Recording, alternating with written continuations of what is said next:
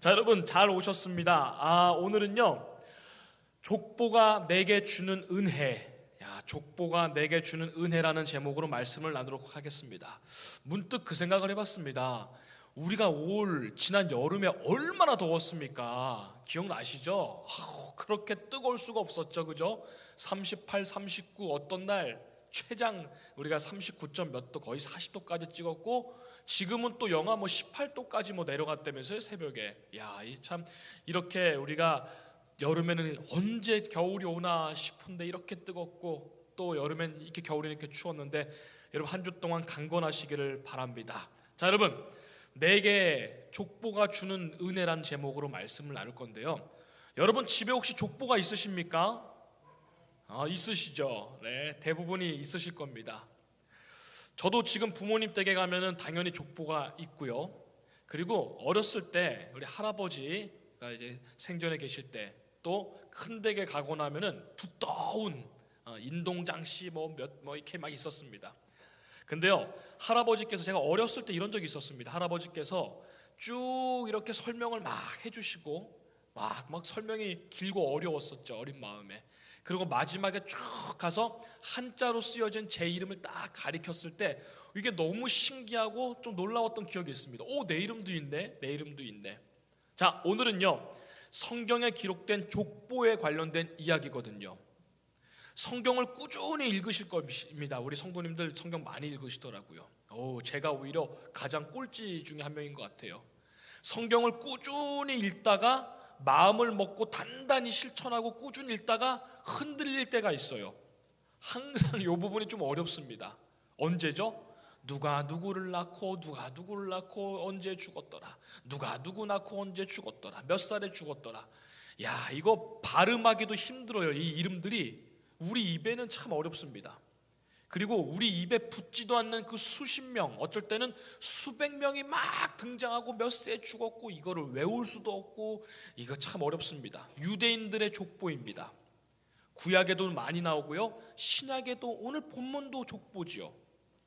이 부분을 안 읽고 넘어가자니 좀 찜찜하고, 다 읽자니 이게 도대체 뭔 소린가 싶고, 왜 이렇게 족보를 자세하고 또 길게 우리랑 상관이 없는 이름들을 왜 기록해 놓았는가 궁금하기도 합니다. 자, 오늘 본문은요, 신약 성경 제일 앞에 있는 마태복음입니다. 마태복음 중에서도 제일 앞에 있는 1장입니다. 바로 예수님의 계보, 족보가 기록되어 있습니다. 자, 유대인들에게 족보가 도대체 뭔 의미가 있길래, 뭐가 그렇게 족보가 중요하길래 껄핏하면, 그것도 오늘 본문은 특히 신약의 제일 앞에 기록해 놓았을까요?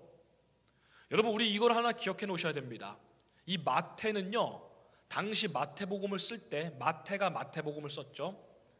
이 누구한테 쓴 대상이 있습니다. 마태는요, 엄밀히 말하면요, 2026년도에 대한민국에 사는 우리들을 위해 쓴 것은 아닙니다. 그렇죠?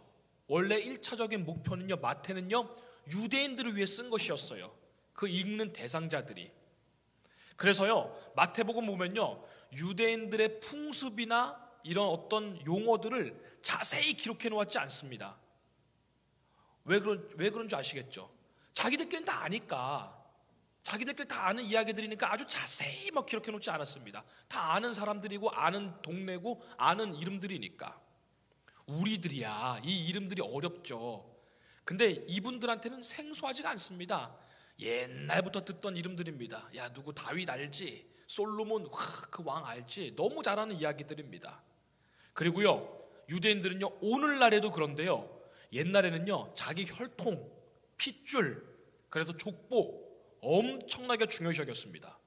우리가 생각하는 것보다 훨씬 이상으로 족보를 중요하게 여겼습니다.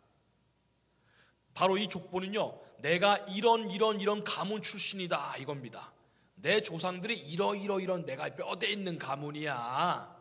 이게 곧 자기의 족보이고 이력서였습니다. 내가 여기 출신이다. 서로 족보를 막 비교하면서요, 싸우기도 하고 다투기도 했답니다. 논쟁을 벌이기도 했고, 우리 가문이 우수하니 니네 가문이 못하느니, 이런 것들을요. 자, 그것이 어느 정도였냐, 족보에 대해서 어느 정도 자기들이 이렇게 집중했느냐.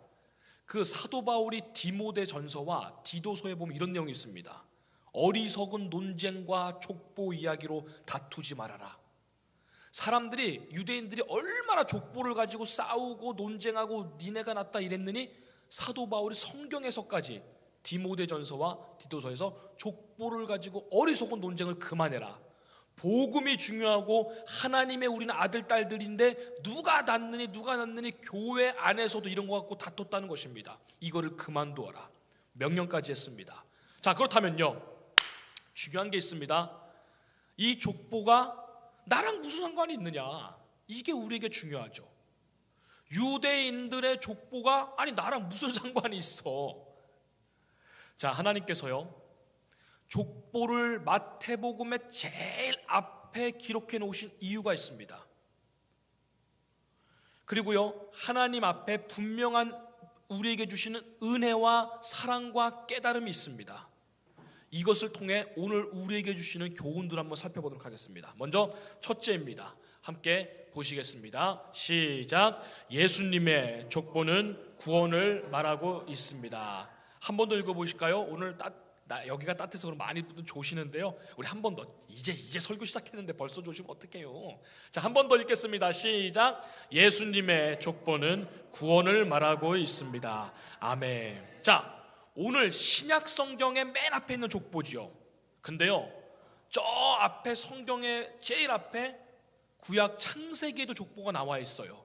창세기 족보에 있는 일부분만 읽어볼까요? 일부분만. 자, 함께 보시겠습니다. 시작. 아담은 셋을 낳은 후 800년을 지내며 자녀들을 낳았으며 그는 930세를 살고 죽었더라. 셋은 105세에 에노스를 낳았고 에노스를 낳은 후 807년을 지내며 자녀들을 낳았으며 그는 910세를 살았고 죽었더라. 아멘. 자, 여러분 여기 잠깐 보시죠. 우리는요 이 일부분을 보았는데요, 창세기 5장은요 이게 계속 반복돼요. 누가 누구를 낳았고 몇 세 죽었더라, 몇 세 죽었더라, 몇 세 죽었더라. 그래서 제가 빨간색으로 표시해놨죠.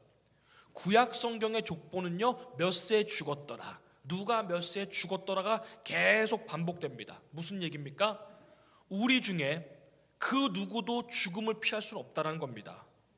누구도 죽음을 피할 수 없습니다. 나이가 지긋하신 우리 권사님도 계시죠. 가장 어린 우리 이제 1년 2년 된 아기도 여기 있죠. 누구도 피할 수 없습니다. 당연히 마찬가지입니다. 모두는 죽었더라. 그래서 구약 성경에 있는 족보는요, 여러분 보십시오, 죽음의 족보입니다. 절망의 족보입니다. 결국에는 죽었다로 인생이 끝난다는 겁니다. 근데요, 여러분 오늘 본문 우리가 읽은 마태복음 1장 여러분 기억하십니까? 거기 보면요 어떻게 끝난 줄 아십니까? 누가 누구를 낳고. 마태복음은요 생명의 족보입니다. 구약 성경은 죽었더라.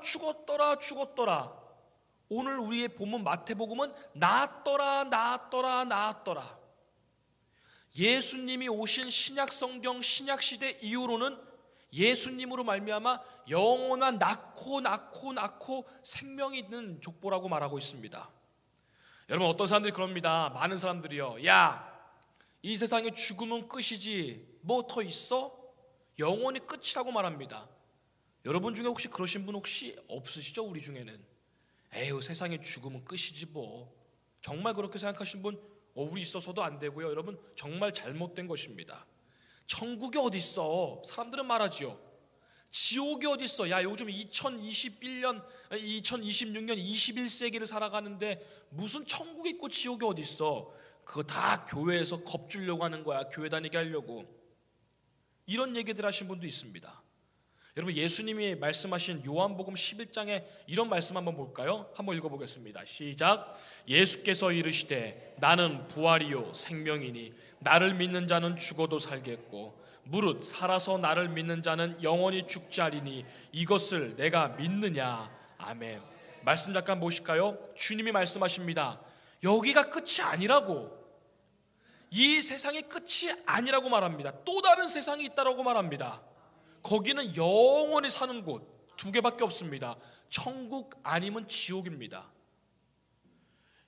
근데 예수님 뭐라고 하셨죠? 나를 믿는 자는 이 땅에서 죽어도 영원히 산다는 것입니다. 거기서 이 땅에선 끝이 있죠. 우리 호흡이 끝날 때가 있습니다. 우린 나도 모르는 사이에요, 호하고 흡하죠. 호흡, 불호, 빨아들일 흡, 불고 빨아들이고, 불고. 여러분, 내가 숨 쉬어야지 해가지고 숨 쉬는 거 아닙니다. 근데 어느 날 이 숨이요, 단 한 번 못 빨아들이면 끝납니다. 단 한 번 내뱉지 못하면 그거 끝입니다. 그게 죽음입니다. 근데요, 뭐라 그러죠? 주님께서요, 나는 부활이요 생명이니 나를 믿는 자는 너희가 죽어도 산다라는 겁니다. 어디서요? 하나님 나라에서. 어떤 분들이 그러죠. 그런 게 어딨냐고. 죽음은 끝이라고. 제가 가끔 재미난 인용을 하죠. 엄마 뱃속에 있을 때 이런 세상이 있을 줄이 상상도 못했죠. 엄마 뱃속에 있을 때 이런 세상이 있을 줄이 꿈에도 못 꿨을 겁니다. 이 다음 세상이, 우리가 죽으면 또 다른 세상이 있을 거라고 여러분 안 믿는 사람들이 많다는 것, 얼마나 어리석은 것입니까? 여러분, 제가 관련된 이야기 하나 하겠습니다. 여러분, 여기 사진 한 장 보실까요?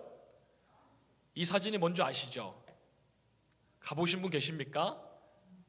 우리 가보신 분도 여기 계실 것 같은데, 저도 언젠간 가보고 싶습니다. 이봉장 원사님 머리 긁으신 거예요? 나는 자신 있게 손 드셔가지고. 여러분 아시다시피 이탈리아 로마 시내에 있는 콜로세움이라는 곳입니다. 이 콜로세움 얘기 잠깐만 좀 관련돼서 하겠습니다. 지금 뭐 얘기하고 있습니까? 나는 부활이요 생명이니 나를 믿는 자는 죽어도 살겠고, 그 얘기를 하려고 합니다. 여러분, 오늘날 전 세계의 관광객들이 여기 모이죠. 필수 관광 코스이기도 하고 건축물입니다. 위대한 건축물이기도 하죠. 근데 여러분, 이 콜로세움에서 말이 오락이고 행사이지 저 수많은 사람들 앞에서 검투사들끼리 싸움을 했습니다. 그리고요, 맹수들을 풀어놓아서 맹수끼리 잡아먹고요, 많은 사람들을 맹수 앞에 풀어놓아서 처형시킨 공간이기도 합니다. 역사 기록을 제가 찾아보니까요, 저 경기장을 개장하는 날 개장 축제를 열었거든요. 100일 동안 열었답니다. 근데요, 사자, 호랑이, 곰, 코끼리, 하마, 타조 이런 것까지 쫙 풀어가지고 서로 누가 더 세나, 그래서 100일 동안 9,000마리의 맹수들을 저기서 죽였답니다.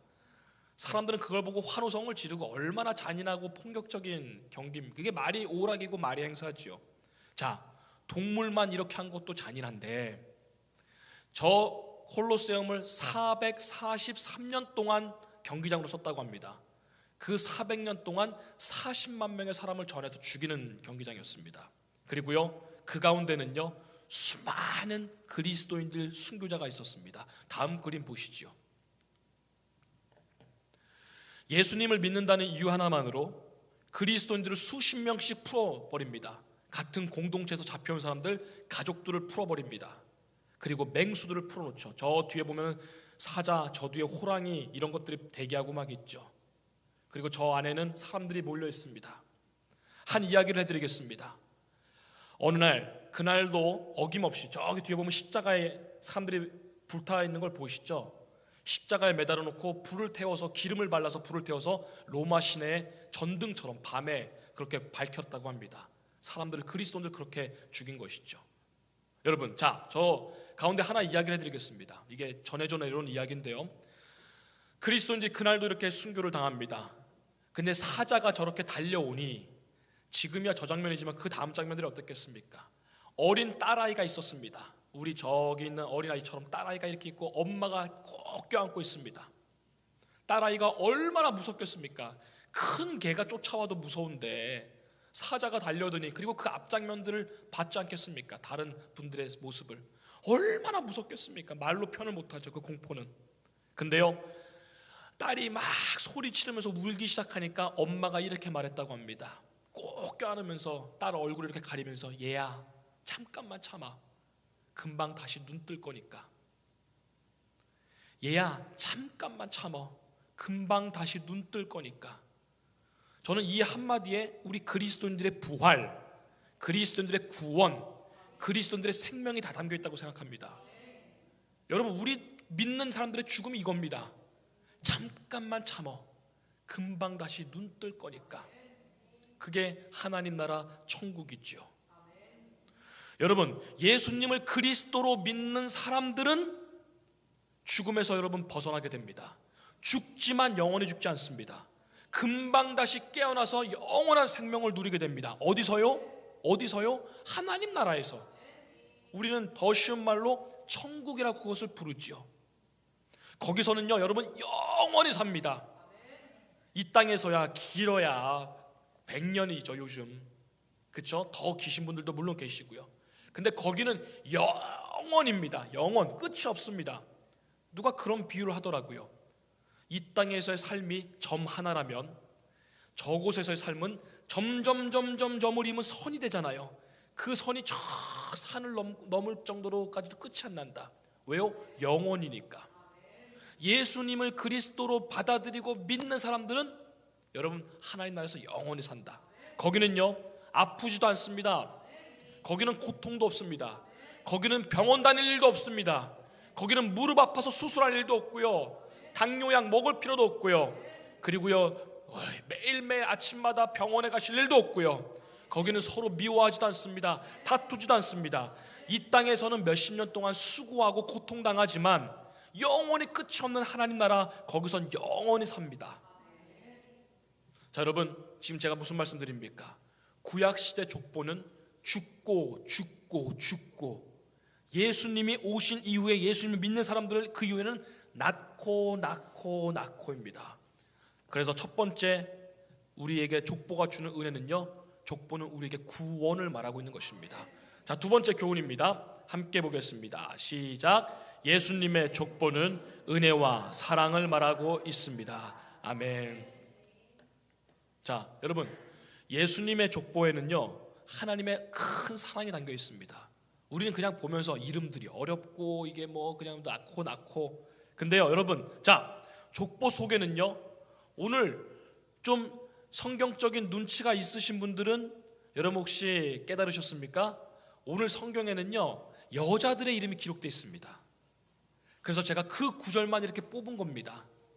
성경에는요 4명의 여자들의 이름이 기록되어 있습니다. 그리고요 옛날 시대에는요 유대 사회에서는요 여자들의 이름이 족보에 기록된 것은 아주 놀라운 일이었습니다. 여러분 한번 생각해 볼까요? 우리보다 민주주의가 먼저 발달했다라고 하는, 도입했다라고 하는 미국이나 저 유럽에서 여자들이 투표할 수 있는 권리가 생긴 게 1930년대입니다. 100년도 안 됐습니다. 여자들의 인권이 이렇게 존경받는 게 얼마 안 됐죠.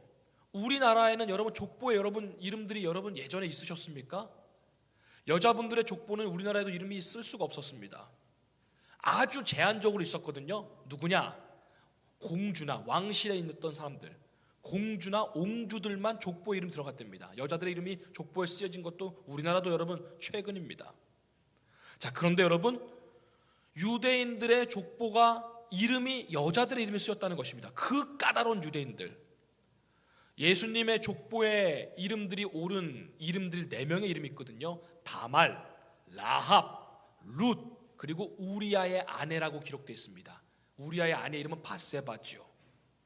여러분 이 사람들의 공통점이 있습니다. 뭔지 아십니까? 모두가 이방인들이었습니다. 이방인들, 말이 좋아 이방인이지 다를 이자예요. 다를 이.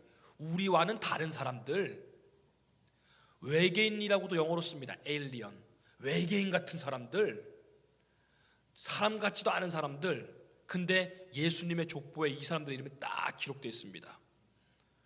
그 당시 유대인들은요 아주 콧대 높은 선민사상을 갖고 있었어요. 선민사상, 선택받은 민족이다. 우리는 하나님께 선택받은 사람들이고 저 이방인 저것들은 저 바깥의 놈들이다. 아주 지저분한 사람들이다. 우리 핏줄만 인정받았다. 순혈주의, 우리 핏줄, 우리 선민사상. 그런데 여러분 오늘은요 이방인에다가 여자들의 이름이 기록되어 있습니다. 아주 이것은 성경이 뭐죠? 아주 콧대 높은 선민사상, 순혈주의를 확 뒤집어 버린 거예요. 유대인인 마태가 썼습니다. 마태가 말하기를 직접 이 사람들의 다말, 라합, 룻 이런 사람들의 이름을 쓴 것은 무엇이죠? 구원받는 데에는 예수님을 그리스도로 믿는 모든 사람은 구원받는다는 거예요.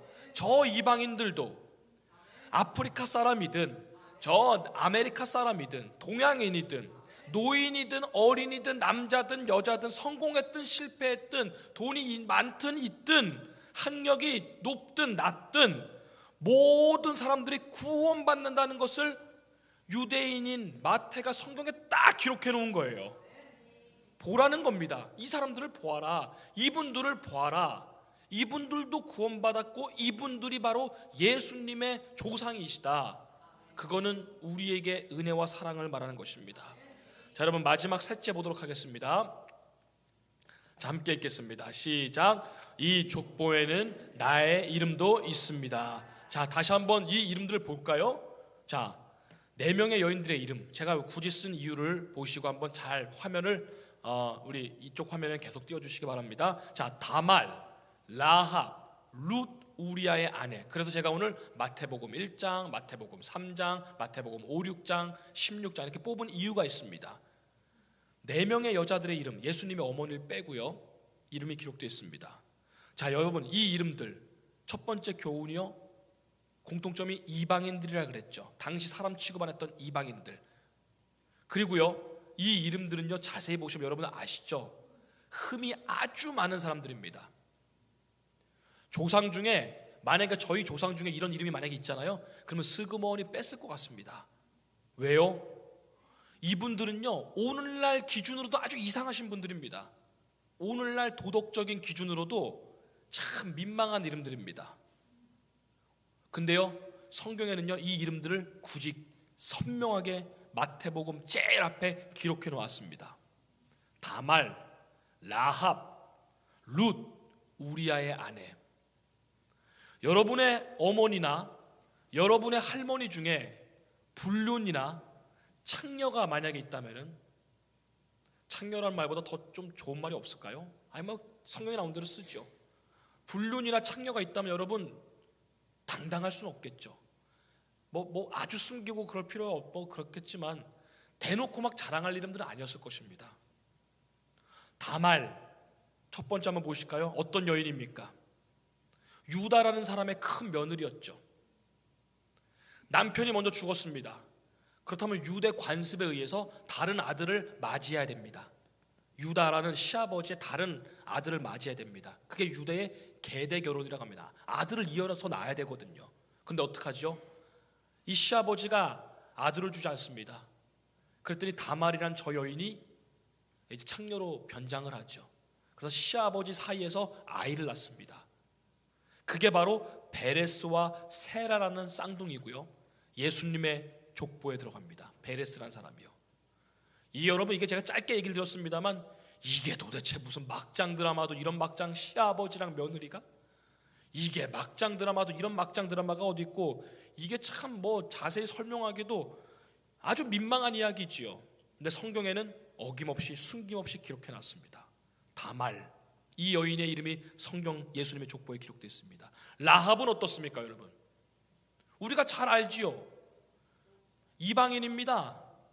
그리고 여리고 성의 창녀였습니다. 입구에 사는 수많은 손님들을 받고 여행객들을 받았던 창녀라고 알려져 있습니다. 여호수아가 정탐꾼 2명을 보냈을 때 순교종 공로로 이스라엘이 시민권을 주죠. 그리고 살몬이라는 사람과 결혼해서 다윗의 증조 할아버지인 보아스를 낳습니다. 예수님의 조상입니다. 이 이름을 그대로 기록해 놨습니다. 룻, 이방 여인입니다. 어머니, 남편이 죽자 어머니 나오미를 따라 유대 땅으로 오죠. 거기서 보아스를 만나 재혼합니다. 그때 태어난 사람이 다윗의 할아버지 오벳입니다. 이 룻기에 자세히 기록되어 있죠. 자, 마지막으로 여러분 우리아의 아내입니다. 이 여인도 우리가 주목해 봐야 되겠죠. 우리아의 여인은 밧세바라는 이름이 있습니다. 근데 밧세바라고 안 쓴 이유가 있습니다. 성경에 우리아의 아내라고 썼습니다. 다윗이 우리아의 딴 사람의 아내와 불륜을 했다. 그래서 밧세바라는 이름이 있음에도 불구하고 우리아의 아내, 다른 사람의 아내라고 고발을 해놨습니다. 그리고 거기서 솔로몬을 낳지요. 자, 여러분 유대인들에게 족보는 족보 이상의 의미가 있다고 말씀드렸습니다. 굳이 밝히지 않아도 될 인물들을 저렇게 다 기록해 놨습니다. 그러고선 우리에게 말하고 있죠. 유대인들에게 말합니다. 자, 이 이름들 알지? 이 이름들 알지? 이분들도 예수님의 가족이 되었어. 저 사람들도 구원받았어. 저렇게 죄 많고 과거가 많고 지저분하고 도덕적으로 아주 어떻게 보면은 그 당시 눈밖에 나야 될 사람들도 구원받았어. 그러니 너희가 구원받지 못한다는 게 무슨 말이냐는 것입니다. 제가요 이렇게 동네 지난주에도 돌아다녔었는데요, 추울 때 이렇게 좀 걸어다니는데 우리 교회 안 다니신 분들 만나면서 인사를 좀 드렸죠. 장소교회 나오세요 그러면은 아유 제가 죄가 많아서요, 내가 나중에 갈게요, 이런 분들 많습니다. 멘트가 비슷합니다. 그분들이 올해 안에는 제가 여기 앉기를 지금 기도하고 있는데요. 또 하나, 우리 권사님들 가운데서도 과거의 상처와 과거의 어떤 뭐라 그럴까요, 과거들로 인해서 마음에 사로잡혀 있는 분들이 여전히 있습니다. 여전히 상처에 사로잡히신 분들. 오늘 이 족보가 주시는 교훈이 뭡니까? 불륜에 이른 사람들도, 거기서 태어난 사람들도, 창녀, 심지어 창녀 같은 사람들도 예수님의 조상이고 예수님의 가족이란 겁니다.